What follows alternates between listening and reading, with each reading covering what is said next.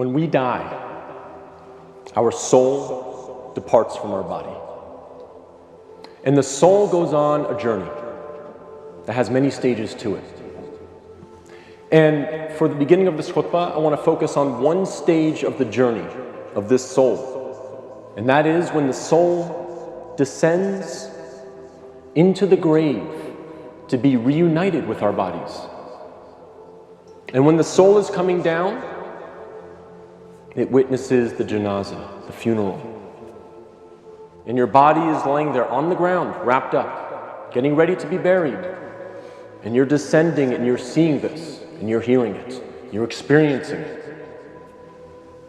And when the people then take your body and place it in the grave, your soul descends in there, into the grave, to be reunited with your body. And then your loved ones, your friends who were there at your janazah, they will start shoveling dirt, start picking up dirt with their hands and placing it in the grave, throwing it on top of you, and you will feel it fall on top of you.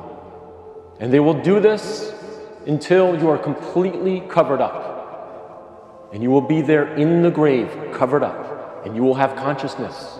You will be alive. Not physically, obviously, but your soul will experience this. And then after your family makes some du'as, and they say some nice, kind words about you, they'll walk away, they'll leave. And you will hear their footsteps, as the Prophet, peace and blessings be upon him, said, that you will hear their footsteps as they walk away. And you will be there alone, in the grave, by yourself.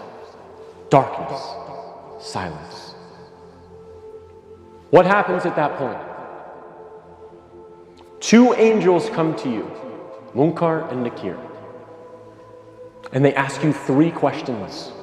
Perhaps the most important questions you will ever be asked, and the three most important questions you will ever answer. And those questions are, what is your deen? Translated as, what is your way of life or your religion? Who is your prophet?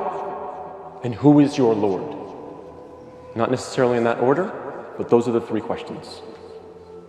And if you answer these questions correctly, all three of them, your stay in the grave will be one of peace. You'll have peace. You'll have pleasure. Until the day of judgment, when the horn is sounded and you are raised up out of your grave. So during that time, if you answer these questions correctly, you will have peace. But if you don't answer these questions correctly, all three of them, your stay in the grave will be full of pain. So we must answer these questions correctly. But here's the problem. A lot of us say to ourselves at this point, I'm good because I'm a Muslim and I know the answers to these questions and I'll answer them correctly. This is a problem. This is called being overconfident. Because, as many of the scholars say, the answer is not given with your tongue.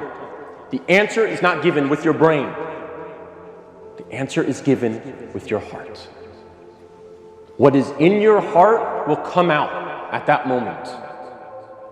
And so if you lived your life not praying, not striving to implement Islam, not striving to understand the Quran to the best of your ability, if you spent your life not really striving to be a Muslim, a true Muslim, trying to practice, then Islam really was not in your heart.